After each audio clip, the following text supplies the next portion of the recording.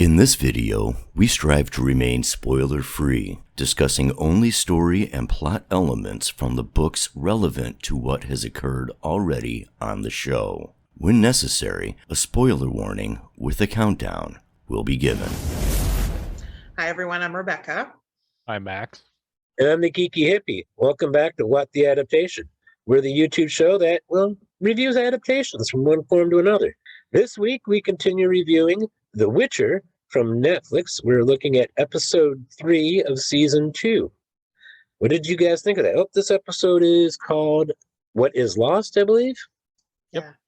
Yep. So, what did you think? Big improvement from last week.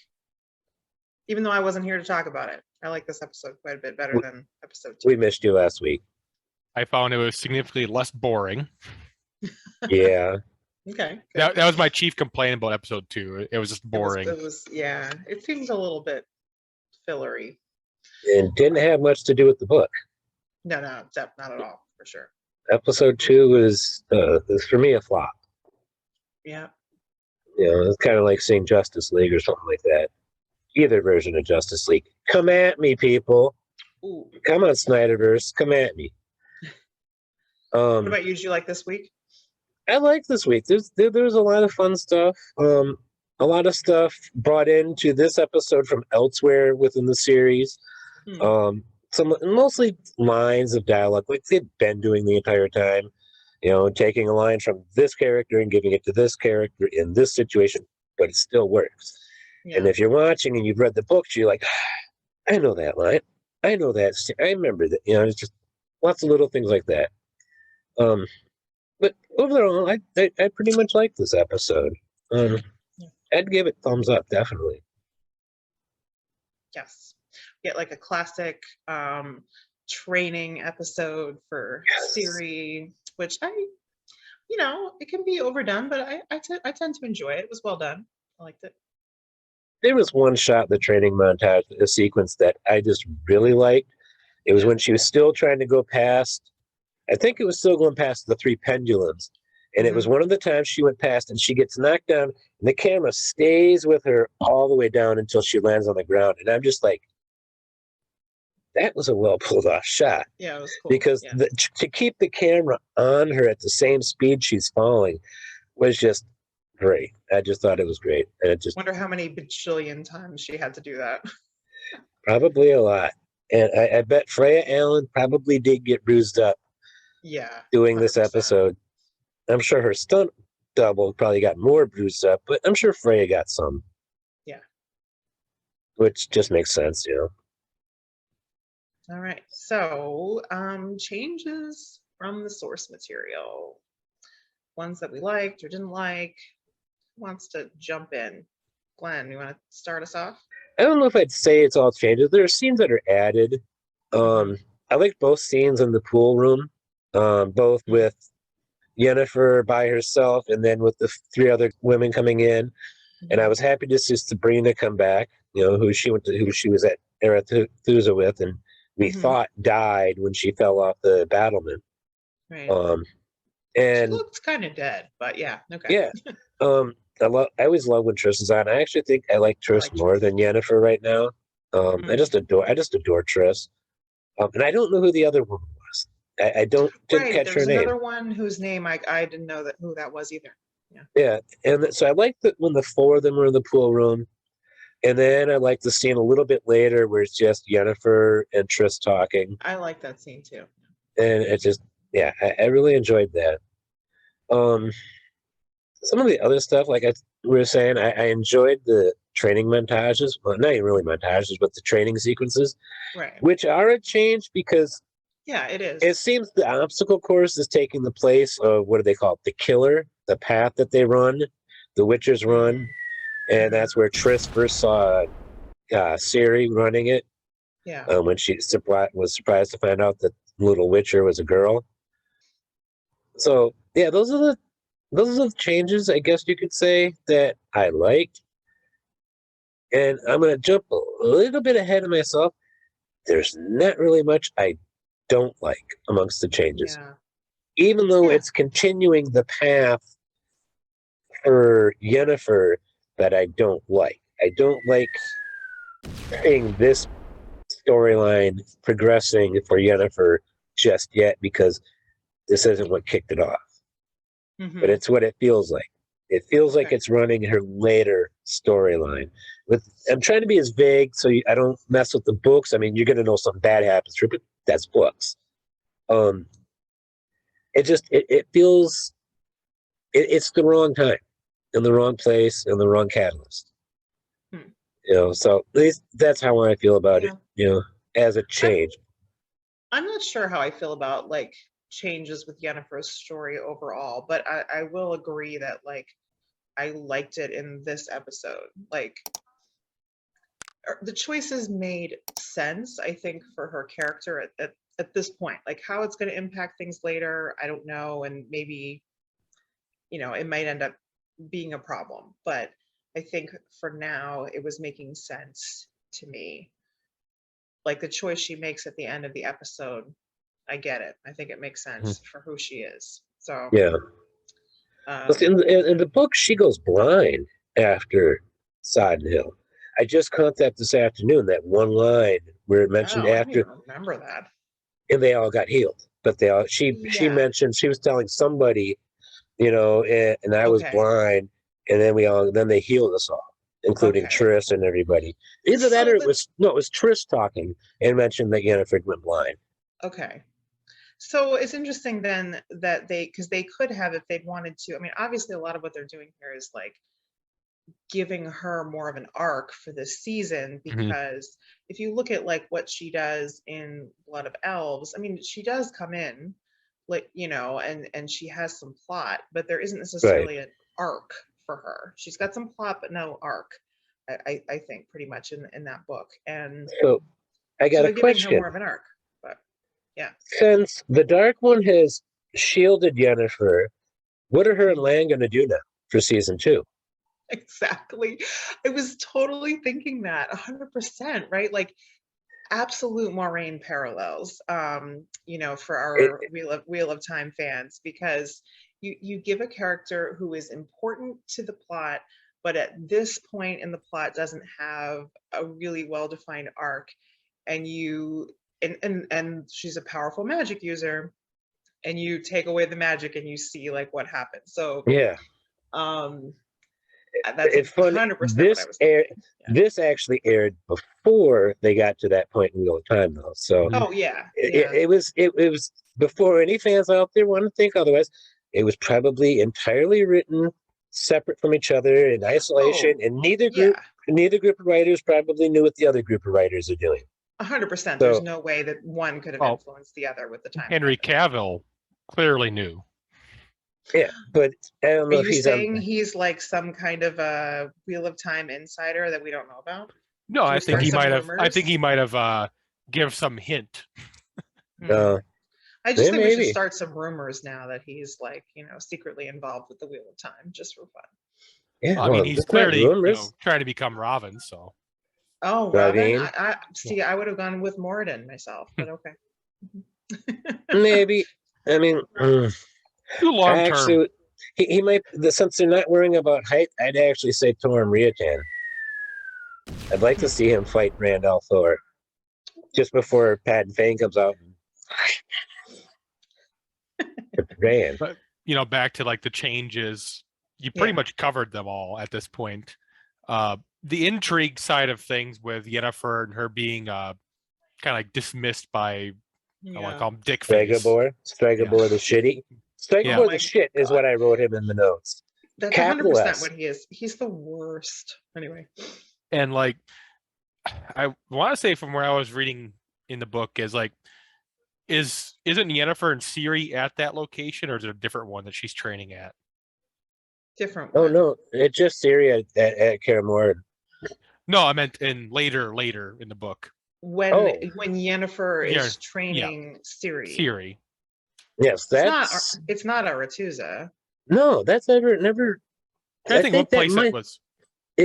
I know Yennefer was with Ciri for a while at Melitla's temple with Neniki, Mother Neniki, but I'm not sure that's where they stayed the entire time of her training I recall something about Yennefer talking to her about being the half-elf lineage, like undermining her or something, Yeah. and they're going to use that against you. Yeah, and I felt like that's kind of where they pulled a lot of that from. Yeah. I mean, it makes sense that that jerk would do that. I mean, that's been like kind of there throughout. And I want to say there was I'm pretty sure there was a conversation with them talking about undermining Tree's lineage. Yeah, they're right. Because and then they're going to like, there's a whole plot where they're going to like try to assassinate her. Because it was like, they were saying they want to do the half-elf thing. So if this happens, she's this, so that undermines her legitimacy. If this goes on, they have this. And I feel like they're kind of moving that from Ciri to Yennefer with the Brotherhood. Maybe, yeah. Possibly. They are. Yeah, that's what I just read when I was watching the episode, and that's like the first thing that came out was like, it felt like they shifted it from Ciri to Yennefer. I had totally forgotten where that conclave of monarchs was, when that was in the books, where they decided Ciri has to die. Yeah. So apparently it's in what, Blood of Elves or Common Contempt? One of those two, obviously. It is in Blood of Elves. I can't recall, was it the monarchs that were deciding like undermining her lineage, or was it that researcher detective guy? I don't know. I mean, everybody's kind of like after Ciri in that book. I think the researchers, the law office type group, those two, I think they just researched that, but they didn't tell anybody. Okay. I think they were coming with some plan about that, and that's kind of where... Yeah, they were going to use that to their advantage. Yeah. I feel like most of this kind of stuff just has not come into the show at this point yet. Like, we're really, if we look at like Ciri's plot, we're at the very beginning of her plot in Blood of Elves. Like, nothing has really happened. And I feel like you brought up, like, most of this is really added. Like, we didn't get much of her training prior to Trish showing up. No, it got no training before Trish showed up. Basically none, yeah. So literally the first training we see her doing is running the killer. Yeah. So so this is all really added for her, which is I mean I think it's good. I like this. This was a good episode for Ciri. And the Yennefer stuff is, of course, like, as we're saying, like, it's mostly added, maybe like tweaked or added from or changed from some things. But, you know, it's interesting, like you brought up about that sort of throwaway line about how she had been, you know, they obviously decided not to go that route, because like they could have pulled from that and given her some kind of a plot with that. But I guess it would have been less interesting as far as her character, because for her power has been everything. And it just, there probably would have been a lot less of interest there to really dig into, to give her. Does anybody remember, is Geralt even in this episode? I'm joking. He hangs out with Vesemir a little bit. Yeah, his storyline has just been co-opted entirely. You know, I've been thinking in my head for a couple of months now that the Witcher is not Geralt. It's Ciri. It's Ciri, the Witcher girl. Witcher girl, yeah. And because it's so much of it really is her. Yeah, I mean, I'm thinking in Blood of Elves, like, he has some of his own plot, but it's later in the book, like when he's not with Ciri. Yeah. So it's not that different in that sense. Like, I feel like the early part of the book, well, there's stuff with Triss, which I don't really like in the book. So yeah, but her pining for Geralt. Yeah, I feel like that was completely unnecessary. But I did feel a little uncomfortable listening to that scene with her sitting in bed thinking about, I want Geralt. Come on, you're acting like a little girl. That's what she thought to herself. And we just didn't need that at all. Like, I like Triss, but like that whole thing in Blood of Elves was just uncomfortable, and it was like, it feels like the thing that sometimes authors do where it's like, oh, my main character has to have like multiple people, like every potential love match that is in their orbit needs to like be focused on my main character. And it's just, no, that didn't need to happen. True. I mean, I guess the only argument you could make for it is it was an example of, hey, here's an option for you that's less fraught than Yennefer, like it's presenting that more like, I guess, normal option of like, here you could have a love connection that is not so dramatic So, and painful. one who's a nice girl? Yeah, sure. Yes, Triss is a nice girl and Yennefer's not a nice girl or whatever. No. No. But so I guess that's what it was doing there in a charitable sense, but I didn't enjoy that. I get that. So yeah, but anyway, yeah, I don't think he has much plot in the book. So No. in the early part of the book, or much of an arc. So yeah. His Wasn't plot there, picks up. In the books, wasn't there something with Tristan, Geralt at one point or not? We don't actually ever see it on screen in the books. And that was the part that bugged me the most. I'm like, you just added this in like retrospectively, like, oh, they had this love affair and now she's obsessed with him. And it's like, all we get is her train of thought while she's laying in bed, her first night there, remembering and thinking to herself.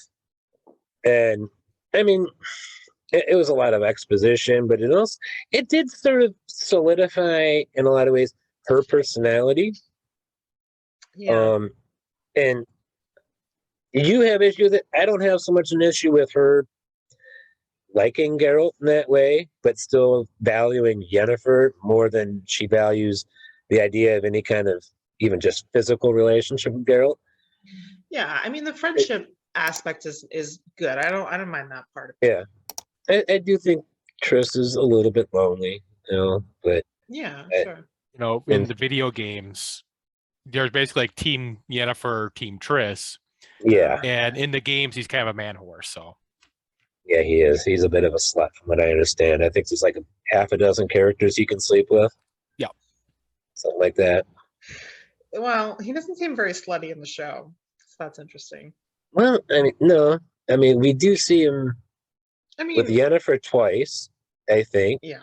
And once with a prostitute. Of course, that was post-coital afterglow chit-chat. And she actually reappeared in last week's episode with the she was the one I washed Basilisk's hair out of your blood out of your hair.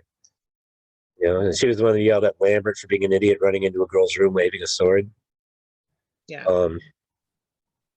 But yeah, but I mean, I guess I'm just saying, like, maybe because we've skipped over the Triss thing pretty much, but like, I mean, we the Triss, exactly.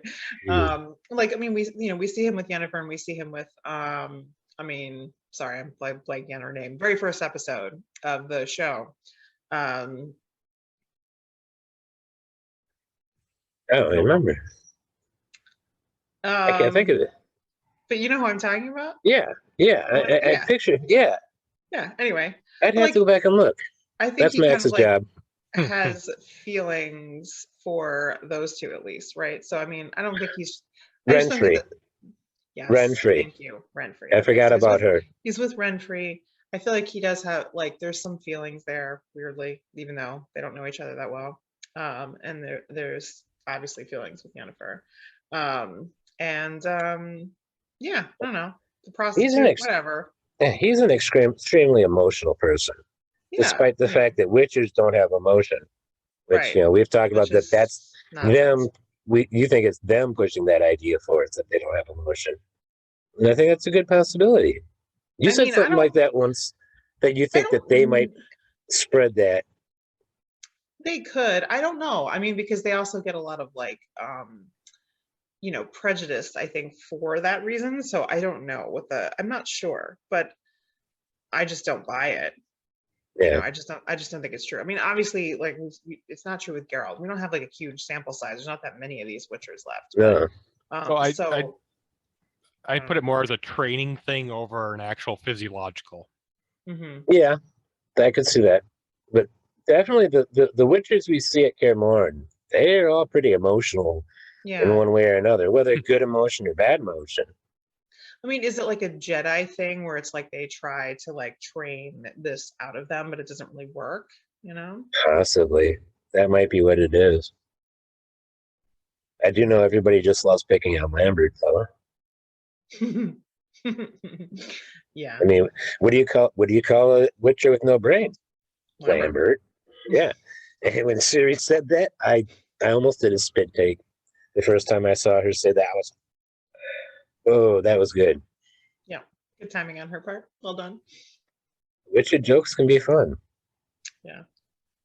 He was where was the plot hole? Was that part of this question or?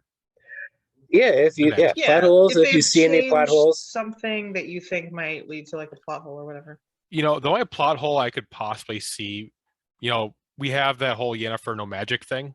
Mm-hmm. Yeah. I'm pretty sure like her dress needs magic to stay up. the dress she was wearing this episode, yeah she was ready to just fall right out of that dress. Yeah, that was, yeah. I at first, when I saw her wearing that, I thought she like had taken it like half off and just kind of left it covering herself loosely and was going to knock it the rest of the way off before diving in the pool. But then she's walking through the hallways and it's still like that. And she, no, that I was just focused on how like cold she must be when she's like wearing that outfit. Well, speaking of cold, did you notice everybody hangs out outside at Kaer Morhen without a jacket? Yeah. Geralt sitting here fixing his armor and just a linen shirt. I'm like, maybe they don't feel cold. Ciri, I could understand because she was like against that stuff, that straw dummy. At least she is working out. Yeah. Being in northern states, we know that there's warm, cold, and cold, cold. Mm-hmm. Yeah. And if you're actually working, it's probably not gonna be bad. It also depends on the time of year too, because like I mentioned, pretty my sunny dad, out. It gets up after winter here in Michigan, it gets up to say 40 degrees. And people start shedding their jackets. I start wearing shorts and it's nice and comfy. But when it gets down to 40 degrees at the end, later in the year, everybody's bundling up a lot more clothes than they wore the 40 and 50 degrees in the spring. True. Because, true. they're like, it's been cold. Now it's warm, So I look at this. It really depends on if the sun is out and where the humidity's at. Mm-hmm. You got high humidity and it's 40, it's going to be cold. And the wind. All right. We're talking about weather. Is this episode like boring? Like what happened here? All right. Anyway, I feel like we kind of covered the changes. Like there's a lot of them. We feel pretty positive about them. There's nothing really like negative about things it was mostly them adding stuff, but which potentially changes things later on. So we have to wait and see. But overall we feel pretty positive. Yeah. Okay. So favorite best scenes of the episode. I feel like we've mentioned some already, but Max, do you have anything you want to add? Probably the last training segment with Ciri, where she's like kind of showing Geralt that she can do it and almost sticks to landing. Yeah. When they call Geralt out, you got to see this, that one. Yeah. And then Geralt is like, nope, you didn't do it. Give it in here. Yeah, but I like that too. What I liked about it, I think, was that to me it's like, okay, she's what I liked about the training scenes for her is it's like you see, first of all, you see that she does learn quickly. She's not giving up. Like you see her sort of gradually making progress. Like she can't do it at all. You see her like bit by bit, and but like how these things go sometimes, where someone doesn't do the thing and then everyone's like, oh crap, like this is just nonsense. I mean, I didn't get that, where it's like, no, she's doing great. Like she didn't do it, but like why would you expect her to? So I don't know, it was good. Yeah, but Lambert putting her on there, I mean, she pulled it off, but probably a little soon for her to be starting on that. Even I don't know what his intentions were. Great, really, right? Like, because at first he's like, you belong in a castle and all that. So, is he trying to get rid of her?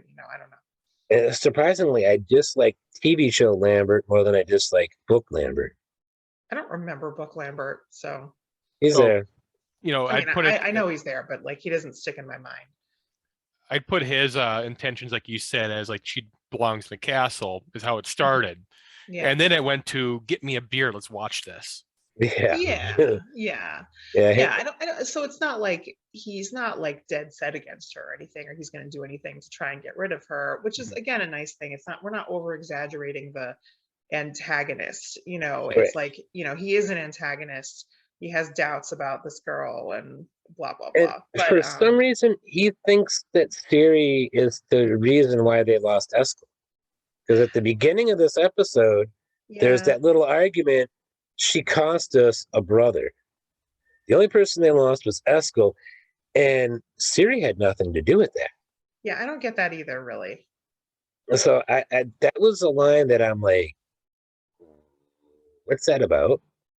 So you didn't pick it? You couldn't figure out that either? Okay. I mean, I kind of thought he was like blaming Geralt, which that made some more sense. But Ciri, I don't know. Yeah. The only thing I could think on that front is it's like the pirate type thing, or all men on ship is like, it's bad luck to bring a woman on board. Oh. But mind you, they brought in a whole slew of prostitutes in. Right. Well, that's not a problem. They don't get it clearly. So yeah. And both, whichever storyline, you know, whichever version of the story you're looking at, they've also had both Triss and Yennefer there at different points too. Mm-hmm. Yeah. So it's not like they're the first. Ciri is the first woman to be there. But maybe it's like she's the first to try to be a Witcher. Right. She's one of them. Right. It's different. It's fine if you're just gonna like bring in a woman and she's gonna like have sex or I don't know, whatever else. Like, I don't know what Yennefer ever did there before, but hey, maybe she did too. She and Geralt, you know. Well, you know, we know what Vesemir liked about Triss, so. Yeah. So, mentioned that last week. I'm glad that we've got this version of Vesemir over the book version of Vesemir, because the book version of Vesemir is like Sengui with Donald Trump lechery going on.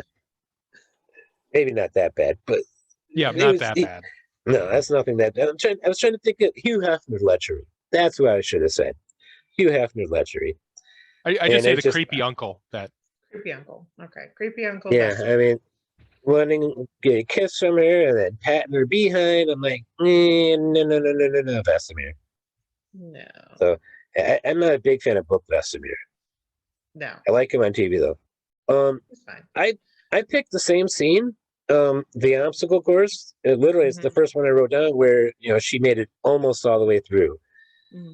That was pretty awesome. But I also really like the fight that starts in the forest against the Leshy, and then that monster of monsters comes flying in. I'm just like, what the? That thing was scary looking. Yeah. I'd have been running real fast. That was not a pleasant looking beast. But that scene was, I liked that scene. Okay. I'll add some others that we've kind of like, well, one at least we've already kind of talked about a bit. You know, I think the scene with Yennefer and Triss was a really good scene as far as getting to, I think, a theme of the episode. So I'll talk a little bit more about that later, but like, I like that scene because I think it did touch on the theme really well. And then I love the very last line of the episode where Yennefer says to Kate here, don't flatter yourself, I'm saving myself. So that was like a nice little cap to the episode too. Yep. So a scene we hated maybe next? Do we have any other scenes we like next? For scenes like didn't like, that. when I put in didn't like as like I liked it, but like evil moment would be the Vesemir scene with not Vesemir, sorry, Strigmore scene with his hands. Yeah. Putting it in the... It's like it was a great scene, but it was like, God, I hate Strigmore. Right. Where he's mind screwing her. Yeah. Well, no, that one too, but I was thinking about the scene where he shows he's handless. Yeah. Okay, talking about Falca. Both of those scenes are in that same area. Anytime he's on screen, I couldn't honestly come up with anything else for this question either. It was just like, anytime Strigobor is on screen, I hate it, but just because it's Strigobor. And I actually he really needs to be buried to his neck in sand and then face covered in honey. Yeah, that sounds good. Let's do that. Strigobor didn't get that reaction out of him. As a matter of fact, I'll be mentioning him later for something else. Yeah. Okay. What got me, the scene I didn't like is when they went back to the ruins at Sodden Hill and Yennefer was supposed to execute Kair. Yeah. I didn't like any of that. And there again, we have wizards walking, wizards who have no reason to be walking when they have portals that they can do. They could just open a portal and boom, right there. But yeah, I didn't like any of the stuff back at Sodden Hill, where she had to execute Kair. Okay. Not even the way it ended. It ended and played out. It just. Okay. Huh. Yeah. I guess you could say that should have been under changes that they made. Yeah. But that I should have included that under changes. Mm-hmm. But yeah, it didn't work for me. It was just like it was just cringe, and I never say that. I never use that word like that, but it. I mean, some of it was, but like I don't know if it was like intended to be. Like it's like a little. Yeah, some of it was like the whole like, okay, we're gonna, sort of congratulate ourselves and we're executing this guy like it means anything. It doesn't really mean anything. Like it was all just like a bunch of like overly dramatic ceremonial stuff, and like they're bringing in these monarchs, and it's like but I don't know. Maybe that it was supposed to be kind of like cringy. I mean, Yennefer obviously wasn't on board with any of that stuff. And then there's that other. Why do they gotta like stick with like Vesemir and Vizimir? Why do they gotta do that? Invisigor. Yeah. Yeah. The names are bad. It's not as bad as like say Song of Ice and Fire, where you'll have 5 characters named Rob. Yeah. Yeah, that's bad too. It's still better than Jordan with the S names. Oh, the S names. Yeah, the S names are epic. And ridiculous. Did you see the Spider-Man meme last week? Oh yeah. No, that was great. I've seen that before, yeah. All right. So let's talk about actors in this episode. Who do we like? Anybody we didn't like? I have nobody I didn't like. Yeah. But I have 4 people who I enjoyed their performance. Mayanna Buring as Tisea, always. And I even have that in my notes, as always. Yeah. Lars Mikkelsen as Stregobor the Shit. Because he's shit. He's so good in the role. Lars Mikkelsen he's not his brother Mads, but he's close. He's really close in talent and skill. And Anya Chalotra. I thought she was good always. And of course, I thought Freya Allen was pretty good in this episode too. Yeah, so, she's growing as an actress. Yes, I would say. Yeah, definitely. She's definitely not the little kid that she used to be. At least it seemed like. And she's grown up a bit. So it helps her emote. She actually has a face now.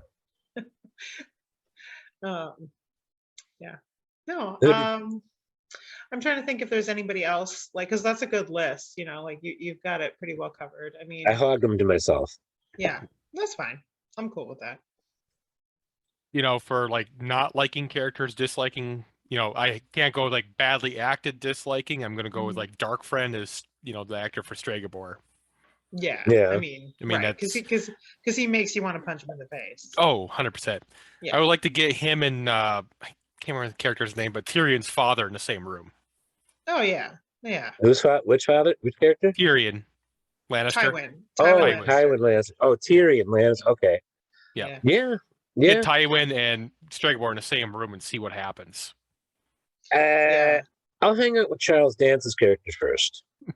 I mean, Tywin Lannister. I think I would too. Yeah, I would too. I would definitely hang out with him over, even though he's a terrible human being, but I'd still hang out with him more than I would hang out with Stregobor. Yeah, Stregobor. I wouldn't hang out with him. I just want them in the same room. You just want to see what would happen. Maybe put a knife in there.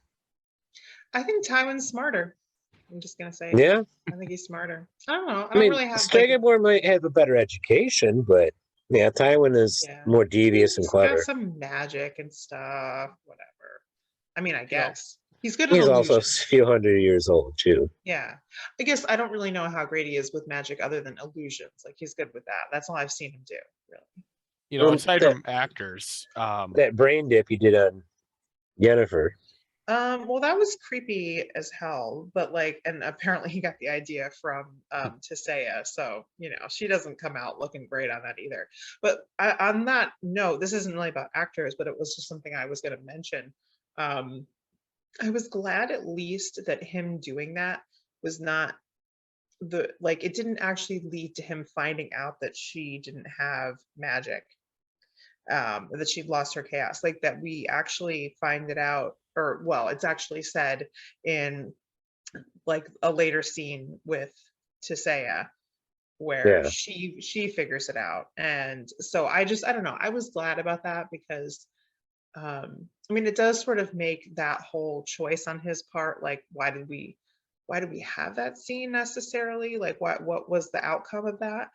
But I was so glad that it wasn't he got that information that he could use it against her or whatever. And then Tisea even tells her just tell them and then they'll know that you're not a threat. And I don't think that would have worked. And I think that Yennefer, I just thought it was Yennefer to not take that outcome, right? To not be okay, I'm gonna get you guys off my back by telling you this secret about my self that makes me look weak. I don't know. She wouldn't have done that. Yeah, instead she goes on the run. Yeah. And she's after I saved all your asses, you're going to just think I'm a traitor and you're not, right. And she's always had that relationship with Aretuza and other mages where but even after she saves their asses, they're still treating her that way. And I get it, as much as I'm I don't know that I would have done the same. I probably wouldn't because I'm not Yennefer, but I get it for her as a choice. I do. What were you starting to say, Max? So I was saying, aside from actors, for saying I like their, good or bad actors and all that, I was going to mention the director, Sarah O'Gorman, on this for doing a pretty good job. Yeah. Though I do wonder, with the Yennefer scene since it seems like she has a male gaze in some of the scenes, with the Yennefer's wardrobe. Okay. Yeah. And I think there's been several scenes in the past where she's directed various episodes where okay, woman directed this, but there's quite a bit of male gaze going on. Yeah, I've noticed that there have been a number of episodes where the male gaze was heavy, but it was written by a woman, directed by a woman, and a woman showrunner. Is that really the male gaze? I don't know. I guess it depends. It depends. What's the purpose of the scene? Other than Yennefer's outfit being a little silly in some of the scenes, I didn't feel too much like it was an issue in this episode, just because I felt the scenes had purposes. But in the first season, there were some scenes where I was why is this here? As far as a director, she really helped with the series on her determination to complete that puzzle. Not puzzle, but you know what I mean? The obstacle course. Challenge. Yeah. And there's also the workplace drama that happens, everywhere in the world between women and their male colleagues, and that was definitely present with Yennefer and Stregobor undermining her. Yeah. To be clear, though, I'm all in favor of both genders being shown in nudity on TV.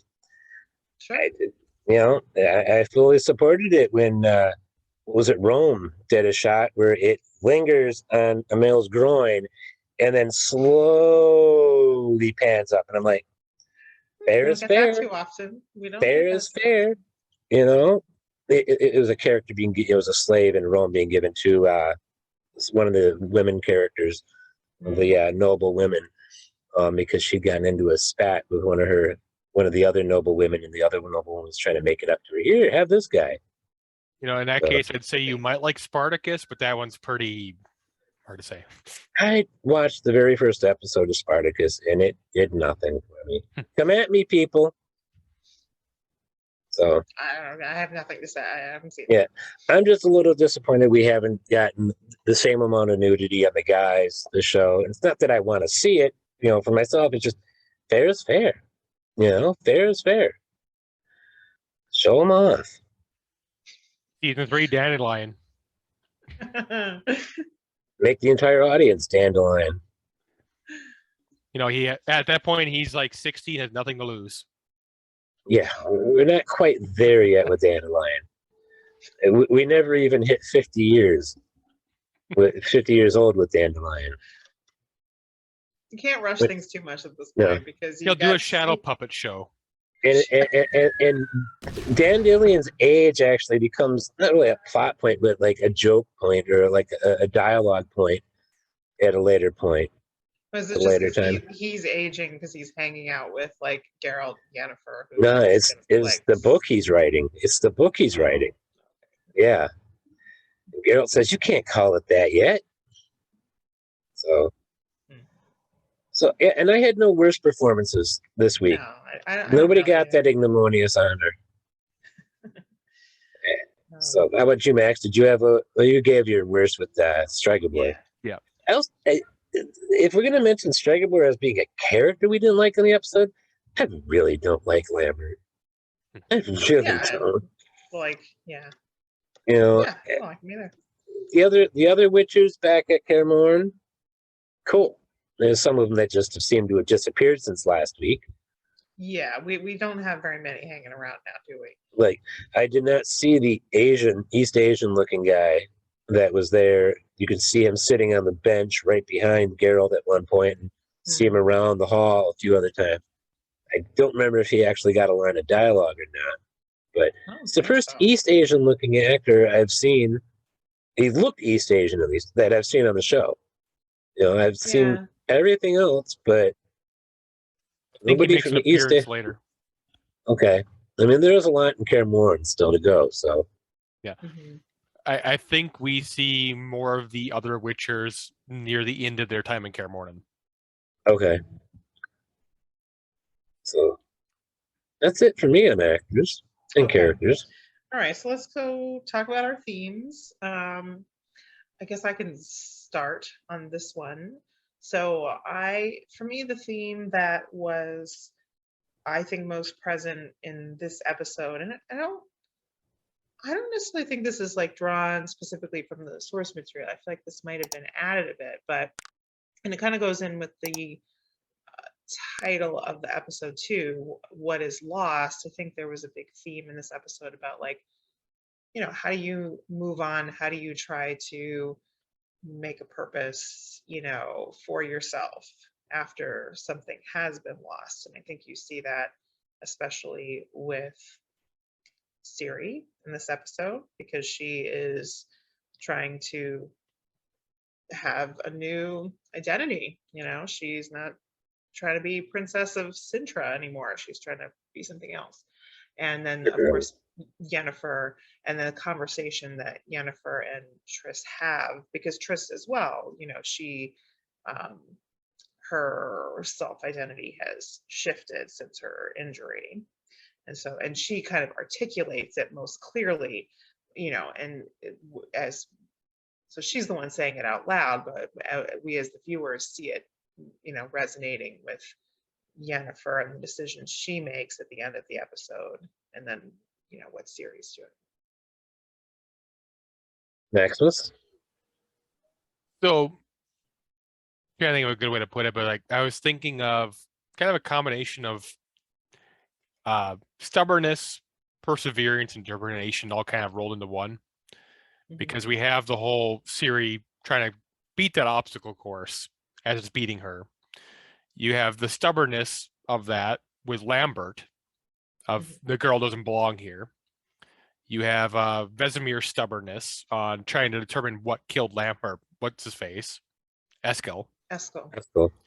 And, Geralt's always kind of on the stubborn side. You go back to Yennefer's side. Kind of? Yeah. You sure you don't want to redact that word? No. Okay.